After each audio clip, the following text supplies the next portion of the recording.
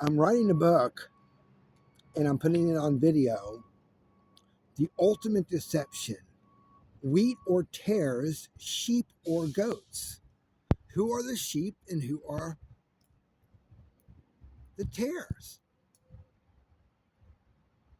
Who are the sheep and who are the goats?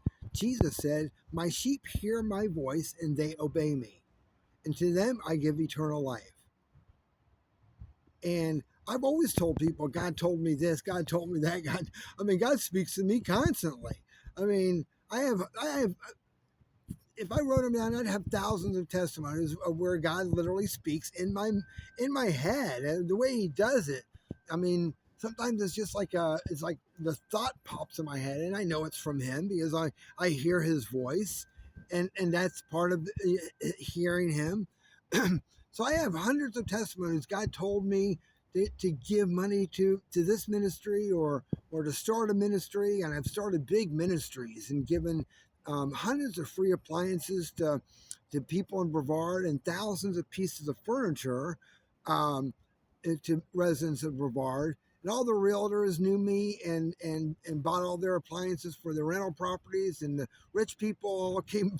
I mean, I was the biggest used appliance store in Brevard. In Cocoa, right next to Norman's Restaurant Lounge, Cocoa Village, where 10 employees worked. And then a store in Melbourne and a store in Palm Bay.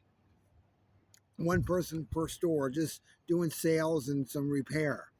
But anyways, so I have a reputation, perfect reputation.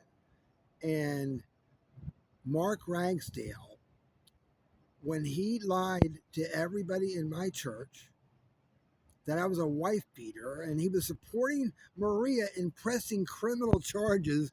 I mean, I had criminal charges of battery and tampering with a witness. Tampering with a witness is a felony. My own pastor knew I had a charge of a felony simply for saying, "Baby, baby, please don't call 911." And he knows that Maria should have never even called 911. I mean, the police said she shouldn't have called 911. Then why Mark Ragsdale got everyone to believe that it was a good thing to do to press criminal charges for a year? I mean, thousands and thousands of dollars to lawyers. She's paying lawyers, I'm paying lawyers, all for no reason. So, anyways, so my dear friend Mark Ragsdale, I went to his church right after I got out of jail, being arrested for domestic violence, battery, and tampering with a witness, and looking at 6 years in prison.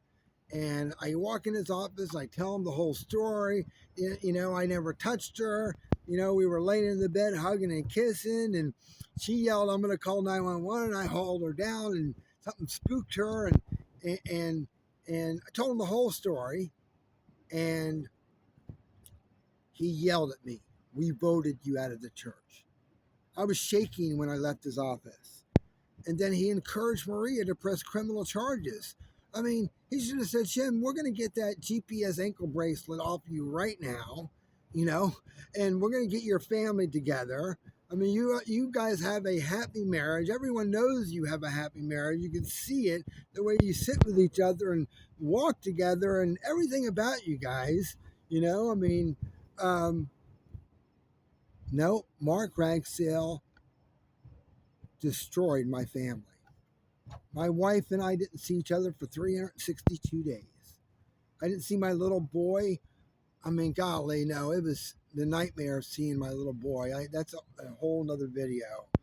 But when they went to the battered woman shelter, that's when my brain fried, and just too much stress. Looking at prison, my little boy is being tortured in a battered woman shelter.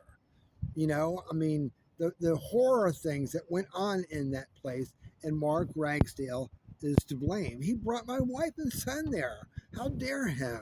I mean, the whole thing is just bizarre. But anyway, so I'm making these videos for my friends, and soon it's basically my autobiography on video, which God told me to do, and God bless y'all watching video 3.